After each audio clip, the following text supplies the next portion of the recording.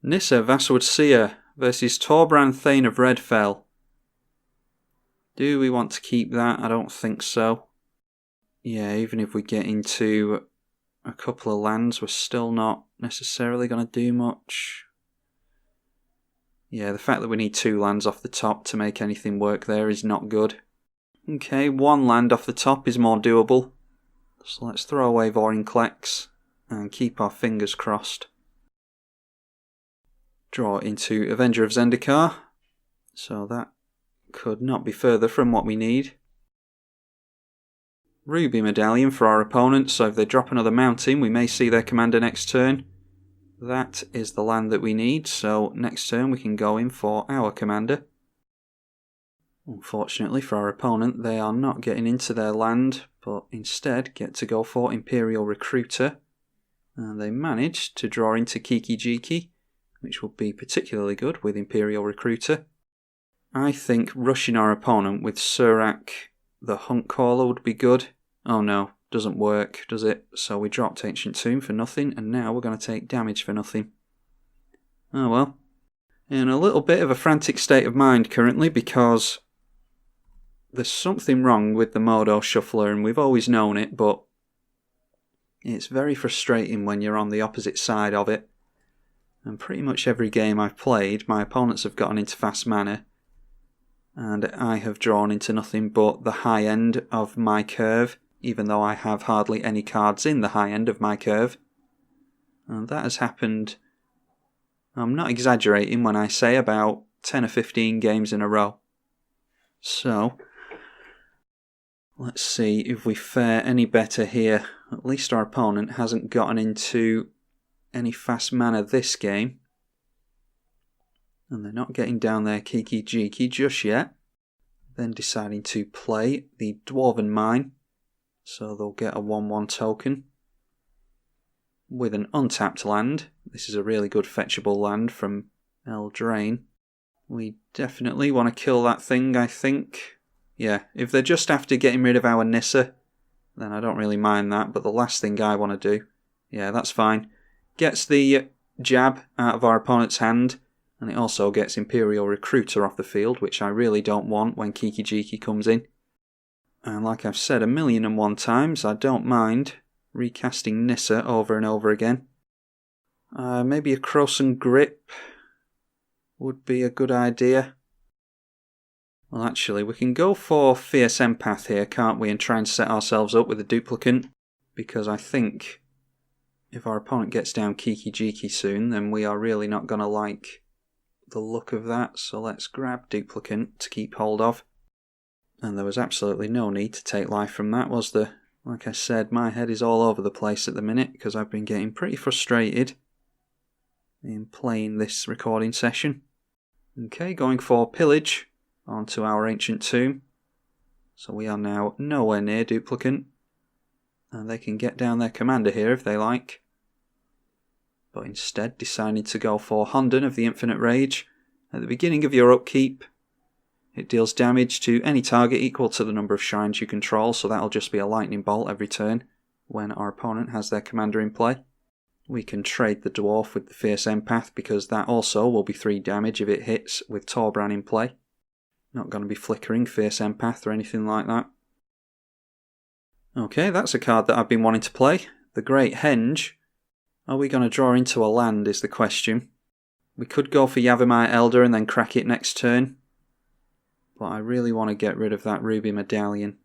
On the other hand, we're forcing our opponent to use all the cards in hand. Yeah, I think we just have to go for Yavimaya's Elder here. If they burn it out, then I don't mind. Oh, can it do it to creatures? Oh, it's any target. Alright, well that's even better then. So that gets rid of our Yavimaya Elder. So they're actually saving us from having to crack it ourselves next turn.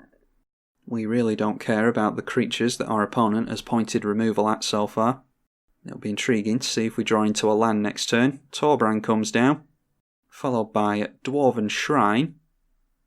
Whenever a player casts a spell, It deals X damage to that player, where X is twice the number of cards in all graveyards with the same name as that spell. Can't see that being too relevant in this game. We've got Duplicant next turn, so let's just take the chance here to go for Cross and Grip onto Ruby Medallion. And then it's going to be a Lightning Bolt to our head off of that Shrine. Then a Sin Prodder. At the beginning of your upkeep, reveal the top card. Any opponent may have you put that into the graveyard. And if they do, it deals damage equal to the CMC. Pyrostatic Pillar. Whenever a player casts a spell with CMC 3 or less, it deals 2 damage to that player. We're going to take 4 here from Torbran. Okay, we're drawing nothing but lands currently. Let's go for Duplicant. Dwarven Shrine does nothing to us. And we'll go Duplicant onto that Torbran and force our opponent to recast it. Okay, do we want to give our opponent Avacyn's Judgment? Yeah, I don't think we really care about that. So we will not put it into their graveyard. A Stone Rain from our opponent, yeah, destroying lands again. When we haven't gotten into any ramp in the entire game, that doesn't really help us out. Might as well block here. Oh no, it has Menace, so we can't. Not going for Kiki Jiki at least, but they do have Avacyn's Judgment in hand. Let's just remind ourselves, it deals 2 damage divided as you choose, amongst any targets.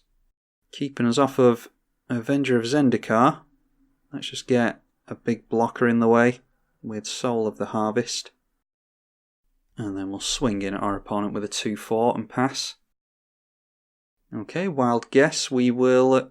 Wild Guess with Avacyn's Judgment. Yeah, I don't think they have enough mana to really worry about that, so we'll give them a Wild Guess as well. Swallows up at least 2 of their mana. They go straight in for the Wild Guess. Managed to make a land, but we've kept Torbran out of play for a few turns here, so that's quite good. And then a Skull Clamp from our opponent. I don't think we're going to give our opponent any more card draw, so we're just going to have to take 4 here. Well, we can't block anyway, thanks to me swinging in with Duplicant. Oh, Primeval Bounty is excellent. That's exactly what we want. The Great Henge only costs 3 mana. It'll generate 2. So that means that we'll have 2, 3, 4, 5 and 6. Which is enough for Primeval Bounty. Make a land next turn to gain some life. Yeah, I think we have to get Stonehenge down here. Stonehenge. The Great Henge is what I meant, obviously. Been really looking forward to playing with this card, so hopefully it does some good stuff for us. Oh, it's actually life gain in itself, isn't it? So that's good. We'll get down Primeval Bounty as well. I don't think a red player is going to do a whole lot about our enchantments. Then we'll just hold back both creatures in case we want to double block on the Menace. The Great Henge, by the way, is going to cost X less to cast, where X is the greatest power, hence the reason it only costs 3. Oh, and there's an Abrade, so we didn't get to play with it for long. We gained some life at least, and got an Abrade out of our opponent's hand.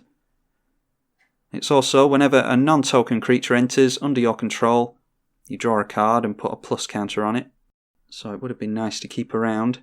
Arid Mesa. Yes, you can have an Arid Mesa, so we will not put it in the graveyard. Okay, Torbran coming back out again, followed by that Arid Mesa. Then, do we want to give our opponent more card draw? I don't think we do. I think we just take it again. Might be that our opponent has a Lightning Bolt, but... Karn. Do we want to sort our opponent out with Karn? They can deal 1 damage to us with Avacyn's Judgment, can't they? Which would be 3 damage, and then 3 damage on something else. Yeah, I think we have to get rid of Torbran here, to be honest. So let's play Karn. We'll put some plus counters on the Duplicant. We want to exile our opponent's Torbran. And then we'll play a land to gain 3 life. And again, just holding back so that we can block this thing. We might have to just give them some card draw next turn. A Pithing Needle. Yes, we will put that in the bin and take 1. deciding to sack the Arid Mesa. I think their Torbran is going to cost 8 now. Yeah, it's died twice, hasn't it? So that will cost 8. Out comes that Kiki Jiki finally. That'll put a Sim Prodder with haste into play. Well, it might put an Immolation Shaman into play instead. Alright, deciding not to go for the Kiki Jiki just yet. So let's plus the Khan on our opponent. This thing cares about the abilities of artifacts, creatures and lands. Yeah, they can also give it Menace next turn if they want to. So why don't we go in for Nissa. We'll get a Beast into play. And we'll draw a card with Soul of the Harvest. And we'll get a land out of our library as well. Alright, get into Tooth and Nail. Let's play the land. And we'll gain some life. And we'll flip Nissa around as well. And let's reveal the top card. Almost hoping for a land here. Alright, well there's Oracle. Let's drop the Oracle and see if we can play another land this turn. Just for the life gain. We'll get a Beast and some card draw anyway, just to help our chances along. And we get a card off of Nissa. We had a land on top anyway. And there's a Mana Crypt I doubt we're going to be using, but let's play the additional land. And we'll gain some more life. And I think we might be able to just get away with this now, thanks to the Primeval Bounty. At the end of our turn, our opponent went for a copy of Sim Prodder with Kiki Jiki. So we'll see what cards they can get here, because we're not going to be able to keep them off of too much. Alright, you can have a Pyroclasm, so we will not put that in the bin. And you can have a Mountain as well. We're not going to put that in the bin either. And then deciding to deal some damage to Khan there. I think that was with the Honden. Our opponent playing a land. Now they've played Kiki Jiki, so we know of Avacyn's Judgment and Pyroclasm. They've got one mystery card in their hand. And down comes Torbran. That will make the Pyroclasm and Avacyn's Judgment much better, so we really don't want to see that stay in play. They might as well swing in with Sim Prodder because it's going to die anyway. Okay, just going in with those. So let's do some double blocking here. We're going to feed some card draw to our opponent, but it gets rid of both the Sim Prodders at least. So let's go like that and that. And like that and that. We don't lose any creatures. Our opponent loses 2, but they also draw 2 cards. And then they're going to lose their commander again next turn. Then we draw into that Mana Crypt. We've got the Nissa, which we can... Oh, we actually lost some creatures there, which I didn't think we would. How did that work? Oh, of course, they deal more damage than I thought they would. Yeah, completely forgot about Torbran's attack ability. Just got it in my head that that's tied to instants and sorceries and enchantments for some strange reason. Completely forgot that you have to worry about combat as well. Yeah, okay then. In that case, let's plus on Nissa. And we've got Woodland Bellower on top, which we can't draw into, I don't think. Yeah, it might just have to be Tooth and Nail. Let's exile that Torbran. And then we go 9 mana into an Entwined Tooth and Nail. We'll put some plus counters on our Oracle of Muldiah, just to make it less likely to die. And our opponent scoops there. They should really see what we're going for with Tooth and Nail. I'm actually not too sure myself. I think some form of card draw would have been alright, or maybe some form of life gain. I don't really know what we could have gone for. Probably just Avenger of Zendikar and the Elemental that comes in and draws cards equal to green creatures you control. We don't have Krayt in here, so we wouldn't have gone for that. And then probably after that we go for Mana Crypt and Wood Elves. And we'll get another land into play for 3 more life. Yeah, we were treading water a bit there, but clearly our opponent didn't like the cards they drew into. If they don't win by the mid-game at the very latest, then it's very unlikely that a burn deck will win in the late game. But that's the way it goes sometimes. We managed to drag the game out long enough against the burn player to end up winning the game. Shame that we didn't see it through to its full conclusion, but I think we would have ended up pulling away with that one. We hadn't drawn into Cultivate or any of the effects that bring multiple lands into play in a turn. And assuming that we do draw into those, we can cast those and keep gaining life. And the life that we gain would probably be more than the life that our opponent could burn us out on. So I think we would have pulled away with that one eventually after stabilising completely. So yeah, hopefully you all enjoyed that one. That was Torbran versus Nissa. I'm tribalkai on the EDH channel. Thank you for watching.